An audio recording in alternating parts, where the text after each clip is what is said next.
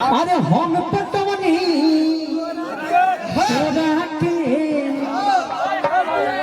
तोरा दीदी आपके हमर भाई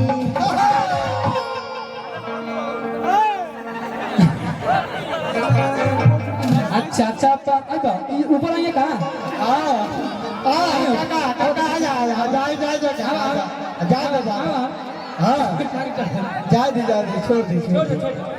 छोड़ देंगे बेटा के हमारा मारे लगे। हाँ बुढ़ारी उम्र बाबा बुढ़ारी में बड़ा अरे हम पटवनी तोरा के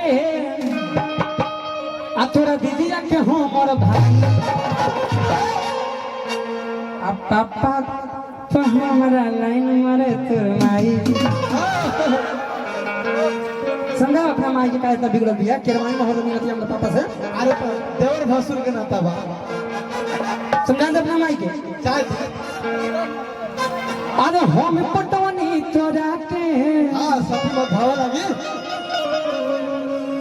तोरा दीदी के हमर है सब भाई चल जाओ सब अब पापा हमारा लाइन मारे तोर माई मारे ना। हां भैया आज हम पटवनी तोरा के तोरा दीदी के हमर भाई हम पटवनी तोरा के तोरा दीदी के हमर भाई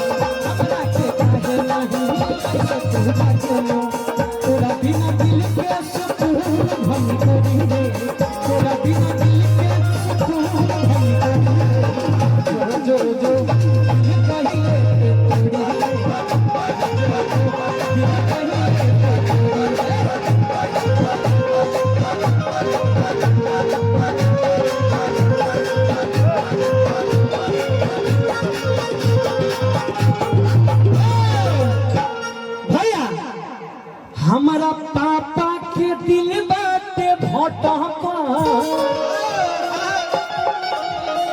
तोरा मम्मी में जाके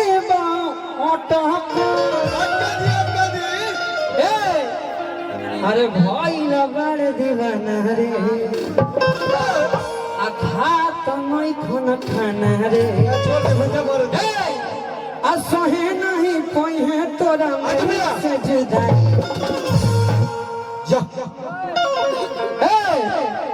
हमारा पापा के दिल बाटे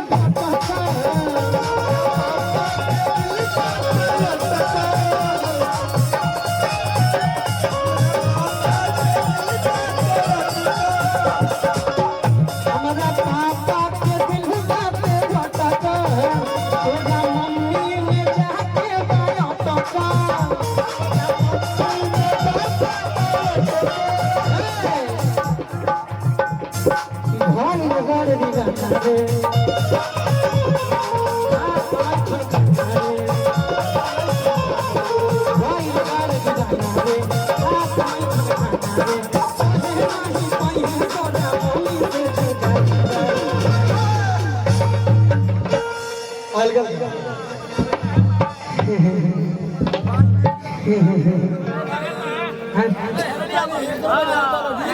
अरे अरे एक काम करिए मैडम, आप लोग थोड़ा और आगे आइए। आइए थोड़ा, ए मैडम हेलो, जल्दी हो जाइए। आइए थोड़ा तो मेरे साथ संतोष को रहिए, आप लोग बेफिक्र टेंशन मत लीजिए, बहुत अच्छा लड़का, बहुत बढ़िया लड़का। वाह क्या उसे पूछो कुछ? नंबर 1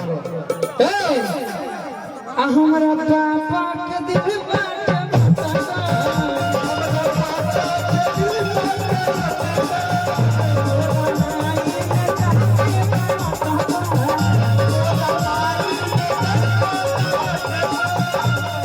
भाई लगा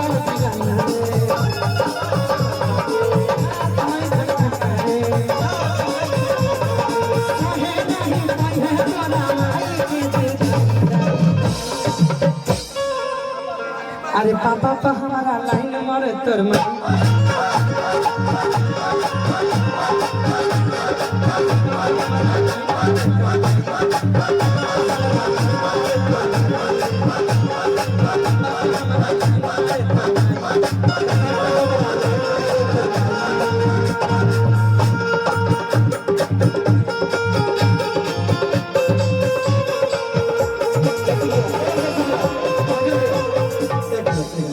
थोड़ा एक मिनट, थोड़ा थोड़ा देखिए स्टेट फंस गया पूरा।